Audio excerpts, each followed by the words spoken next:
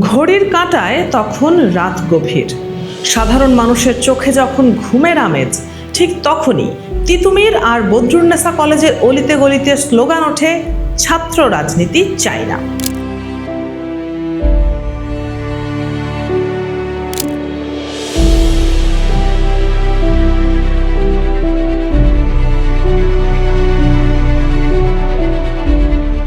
কিন্তু এই স্লোগানের আড়ালে কি সত্যিই কোনো সাধারণ আবেগ কাজ করছে, নাকি এটি কোনো সুগভীর রাজনৈতিক দাবার চাল?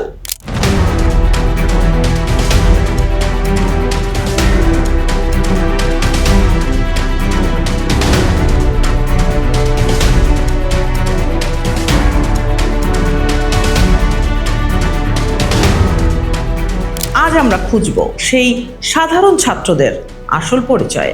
গত কয়েকদিন ধরে দেশের বড় বড় শিক্ষা প্রতিষ্ঠানগুলোতে এক অদ্ভুত ধোঁয়াশা তৈরি হয়েছে।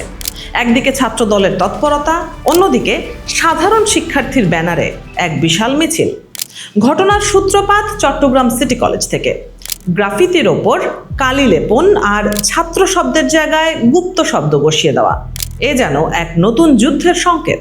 এই একটি শব্দ গুপ্ত আজ সারা দেশের ক্যাম্পাসগুলোতে দাবানলের মতো ছড়িয়ে পড়েছে। কেন এই শব্দে এতটা অস্বস্তি একদল শিক্ষার্থীর? রুয়েট থেকে কুয়েট, সর্বত্রই একই চিত্র। ছাত্রদল যখন বলছে তারা ক্যাম্পাসে প্রকাশ্য রাজনীতি চায়, তখন একদল শিক্ষার্থী বলছে তারা রাজনীতিই চায় না। কিন্তু এই রাজনীতি না চাওয়ার মিছিলে যারা নেতৃত্ব দিচ্ছেন, তাদের অতীত ইতিহাস ঘাটলে বেরিয়ে আসবে চমকে দেওয়ার মতো সব তথ্য। অভিযোগ উঠেছে, গত কয়েক বছর ধরে যারা সাধারণ শিক্ষার্থী হিসেবে নিজেদের পরিচয় দিয়েছেন, তাদের অনেকেই গোপনে একটি নির্দিষ্ট ভাবধারার ছাত্র সংগঠনের সাথে যুক্ত। শুধু তাই নয়, জুলাই আগস্টের আন্দোলনের সময় যারা প্রথম সারিতে ছিলেন, তাদের অনেকেই এখন নতুন নামে রাজনৈতিক দলে নাম লিখিয়েছেন। তবে কি রাজনীতি চাই না স্লোগানটি ছিল শুধুই একটি ধাপ? ইডেন কলেজের ছাত্রীরা যখন মধ্যরাতে হল থেকে বেরিয়ে আসেন, তখন তাদের সাজ পোশাক আর স্লোগান দেওয়ার ধরন দেখে খোদ সাধারণ শিক্ষার্থীরাই প্রশ্ন তুলছেন।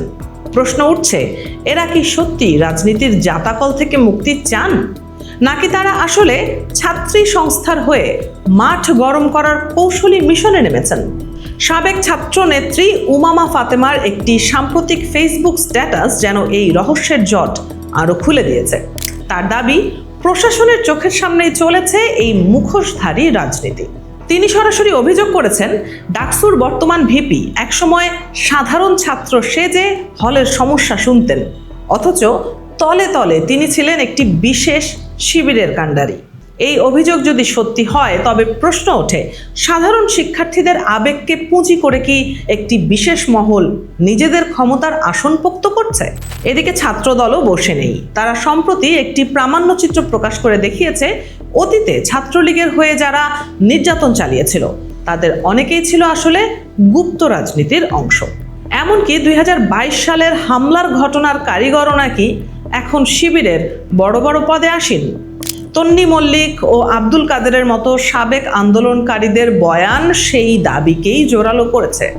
মশিউর রহমান নামের এক শিক্ষার্থী তার ফেসবুক পোস্টে সরাসরি প্রশ্ন করেছেন, কেন রাজনীতি করতে হলে পরিচয় লুকিয়ে করতে হবে? এই গুপ্ত হওয়ার উদ্দেশ্য আসলে কি? রাজনৈতিক বিশ্লেষকরা বলছেন, ক্যাম্পাসে রাজনীতি নিষিদ্ধ হলে লাভ আসলে কার? যদি প্রকাশ্য সংগঠনগুলো না থাকে, তবে কি উগ্রপন্থী বা গোপন সংগঠনগুলো আরো বেশি সুযোগ পাবে না? দেশের বর্তমান প্রধানমন্ত্রী তারেক রহমানও তার ভাষণে বারবার এই গুপ্ত ও সুপ্ত রাজনীতি নিয়ে হুঁশিয়ারি দিয়েছেন। জনগণের পক্ষ থেকে তাদেরকে একটি নাম দেওয়া হচ্ছে, কি নাম জানেন? গুপ্ত। যা দেশের রাজনীতির সমীকরণকে আরো জটিল করে তুলেছে।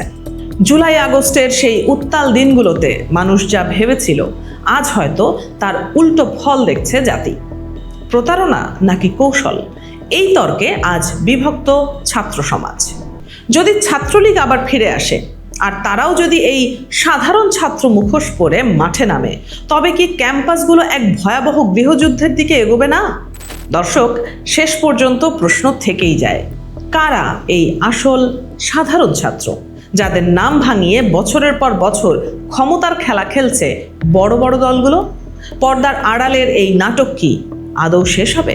সত্যিই তো, মুখোশের আড়ালে থাকা মুখগুলো যখন সামনে আসবে, তখন হয়তো সাধারণ শিক্ষার্থীদের আর রাজনীতি করার মতো পরিবেশই অবশিষ্ট থাকবে না।